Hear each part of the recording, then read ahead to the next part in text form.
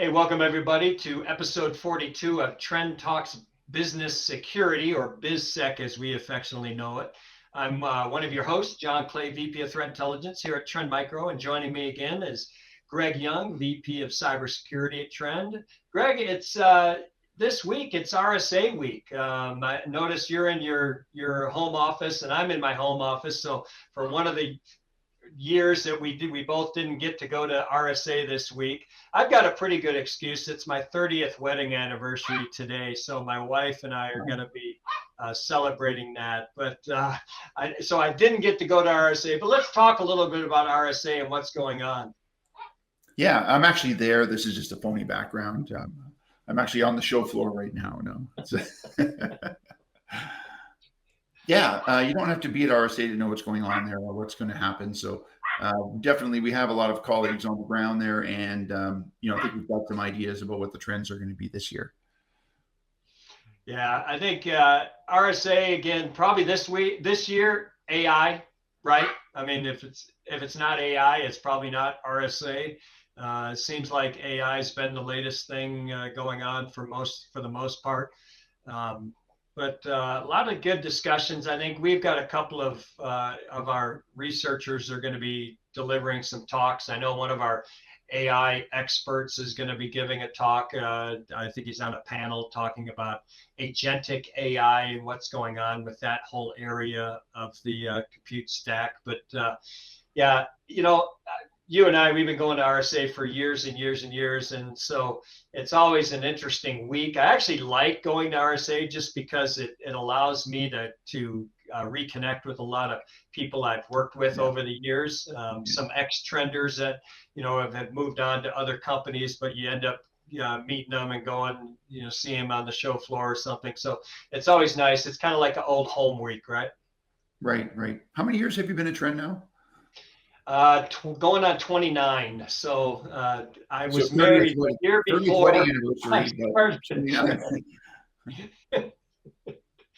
Yeah, it's been fun, but so I've been to many RSAs, and what's always interesting to me is to attend a lot of the keynotes.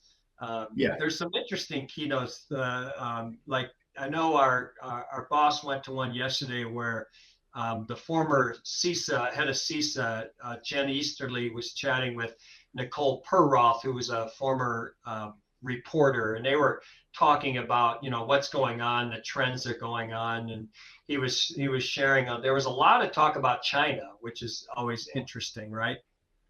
Yeah, I think it's really good and healthy now that we can say the C word, which is China, or the R word, which is Russia now, instead of this, afraid to say it. For better or for worse, now we can talk about it. This just makes sense.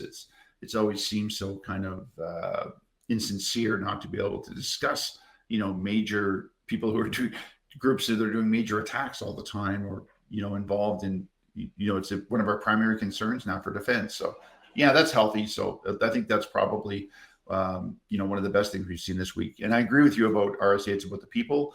And the keynotes, what I don't go for the information I get from the keynotes. I go for seeing what lens is being applied to the things that are really going on, and what are customers being told, and end users being told, and what lens is there. Is it hyping AI, or is it going to be the defense side of AI? What's really being talked about, notwithstanding the reality of what's really going on?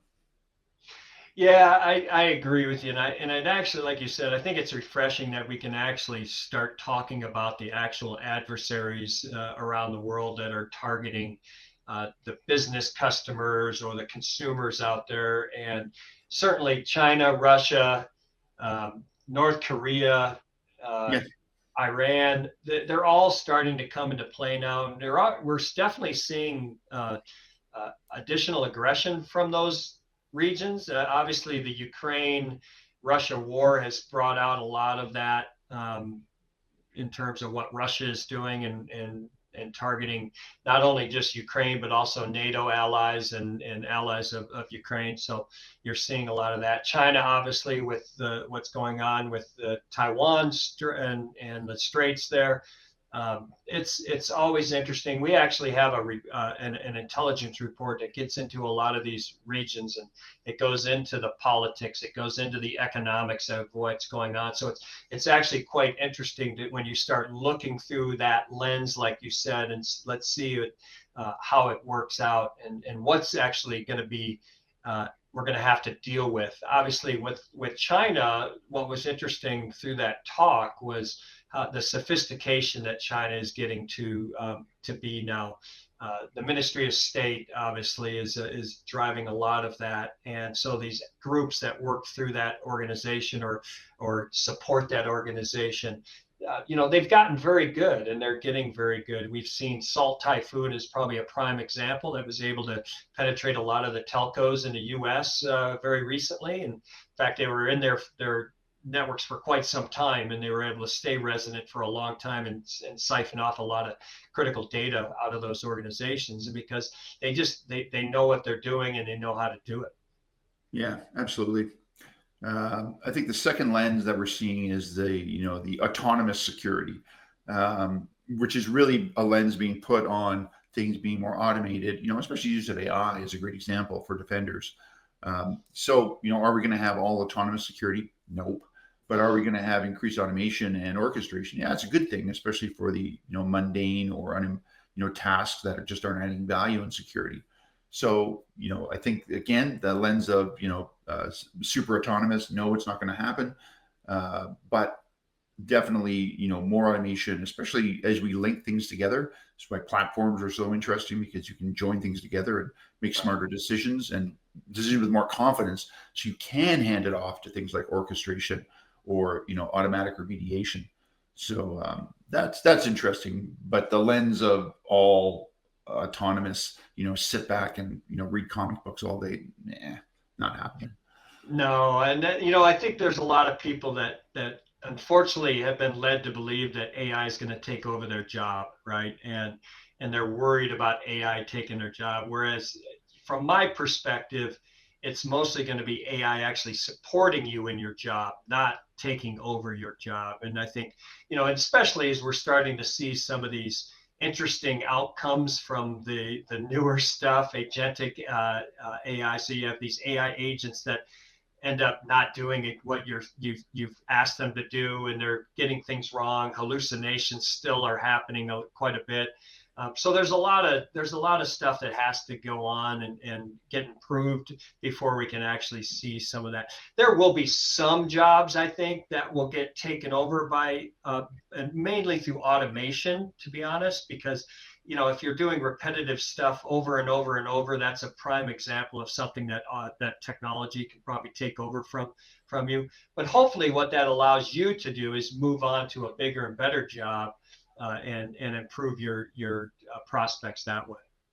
Yeah, and some of these tasks are not fulfilling. I recall a very long time ago in my career going into a room that was filled with people and seeing large number of staff, and their job was to find bad websites and add it to a list. They did that manually back then. So, is that something people want to be doing today? Probably not. Is it high value? No. That's where automation comes in and allows people to do more interesting, more important things. So, and agentic AI, hey, if you can get something to do my expenses and book my travel, you're not getting that back from me. So that 6.5 hours you've had with our traveling, you'd love to get that back by letting an AI agent do it for you. But I will adopt it and name it if it does that.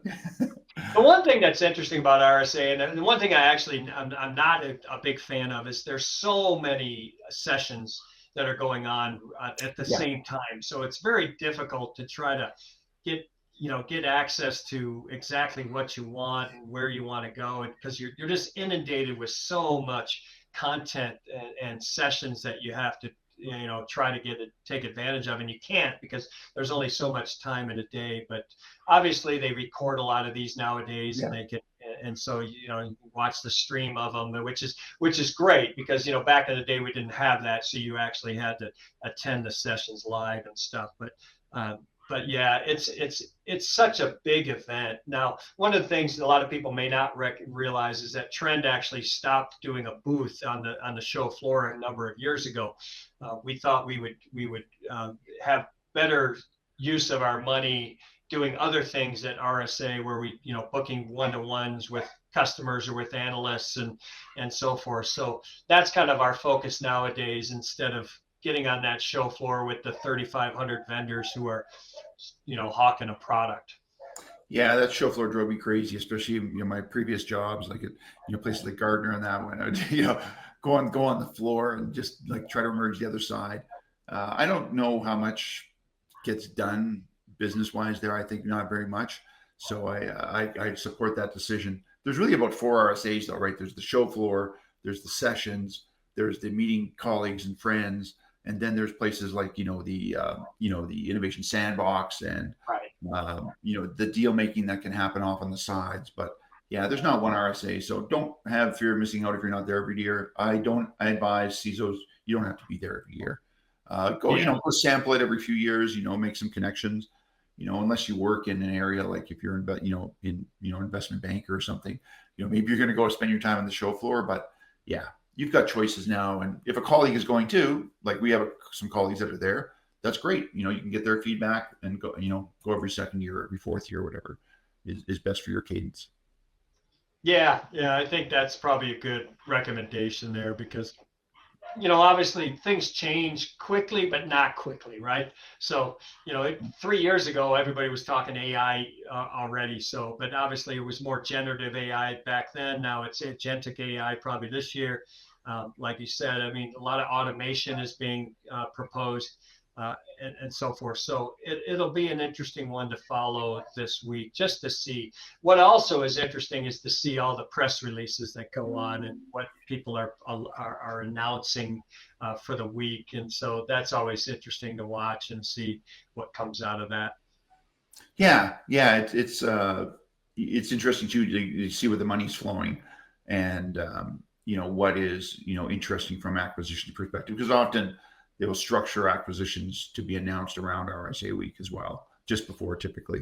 So you can kind of tell then it's really not about the tech; it's more about the investment and what it means to investors when they're doing that. Because what a coincidence! We just happened to need this technology the week before RSA came out.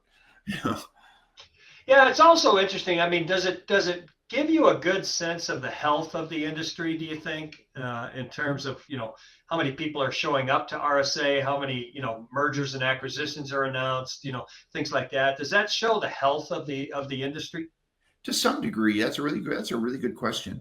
To some degree, it does, but it's also a sign of the economy. So, can people get permission to go and travel and spend those, $1,000 a night at, San Francisco area hotel rooms?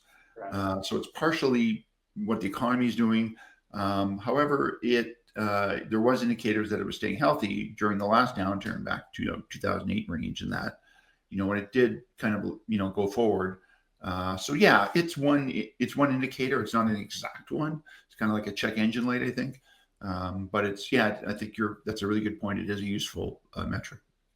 Yeah, I think the big ones, right? So you got the RSAs, the Black Hats, you got AWS, Reignite. I think those big shows can maybe show a little bit of the healthiness of it. I think also, the show floor, certainly it shows the healthiness of the vendor side, how many vendors are going to be participating there.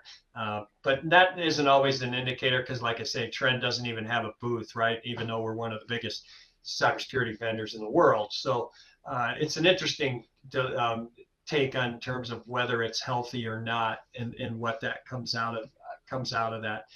But the week is always interesting. I do like the innovation sessions, because you do see some really cool tech coming out of there and what's happening in that space. And obviously a lot of those vendors are showcasing what they do and their new technology, but they're also showcasing trying to get bought, I would assume.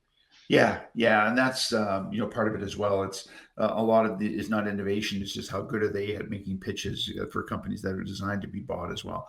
That's a whole other thing. Yeah, I think I have a love-hate relationship with cons.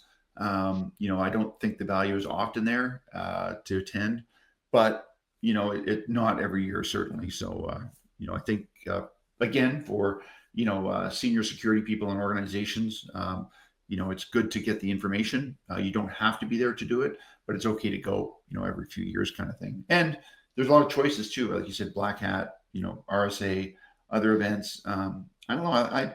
I find I get more out of the smaller events now than the big sort of these big elephant shows. Yeah, I mean, the challenge with the big shows is no one has enough time to have a deep discussion, right? So Yeah. you tend to have these very superficial chats with people. Just, hey, how you doing? How's things? And they'll ask, what are you doing? You get about 30 seconds to talk about your latest tech and what you're doing as a company. So that and versus the smaller shows where you can actually have a pretty good conversation with somebody for more than just a few minutes. And so that's what I agree with you there. That's the challenge you have with the big shows. But again, I think the big shows, it's more about, like you said, it's the lens. What is the industry kind of talking about? What are people dealing with? What are the challenges a lot of people are having? Do people show up? That's a good example. You said, if companies are sending their people to these shows, they've got budget to do that. It may show that there's some health going on in the within that industry there. But yeah, so I mean, if you were to give a CISO, 3 things to take away from RSA, what would you let them know? I'll take 2 and I'll give you the third. How's that? Okay. So for this year, it's going to be, AI is important, but it's not about what defenders are doing or attackers are doing with it. It's more about the defense side. How can we use it for both, in the SOC to make people more effective, but also, what is the business doing with it? Agentic is obviously important. So, that's the kind of stuff you're going to have to be informed about, and your board is going to ask you. Second one is, automation orchestration. That's a great sort of thing that a lot of companies are looking at now. So you're going to have more choices in automation. But again, look for the glue between stuff. I saw one company that ended up throwing all their bodies into IAM integration because it was ended up being a services kind of company because they, it's such a disparate part. So pay attention to how things are going to work together, because even the best sort of AI or the like can't, put a square peg in a round hole if they're not designed that way. So that's my two of 3 takeaways. What's your third one? Yeah, mine would be just interacting with your peers and understanding and learning about what are their challenges. Are they similar to what my challenges are? How are they dealing with AI, for example? Are they implementing? Do they have an AI policy? We've talked to quite a few that don't have AI policies these days, and it's probably something that they need to do. But truly, understanding what's it, because I do think there's a sea change going on in the industry because of technology shifts and technology that has come about over the last couple of years. So I think it would behoove any CISO or any executive to have a frank conversation with their peers, with their vendors, to understand what their roadmap looks like, where they're going, how they can help that organization move and do what they need to do, right? It's not about implementing a product. It's about, can that product help me move my company forward and keep my company safe in the long term, not just, day to day. So that's what I would say from that perspective. I think it's a super valuable point you made. That lenses that could put on things by RSA and that reality check of what your peers are really doing. That's a great sort of counter to that, or a reality check on that. So I think that's fantastic advice to end on. Yep. Well, listen, everybody, thanks for joining us on episode 42 of Trend Talks BizSec. Greg and I will be back in a couple of weeks to talk about another topic. Give us a like and or give us a comment on what kind of, if there's a topic that you want us to chat about in the future. We'd love to hear from you. And so with that, I'm going to sign off. Greg, have a great rest of your day, and we'll talk soon. Jon, fantastic talking with you again, buddy. Thanks.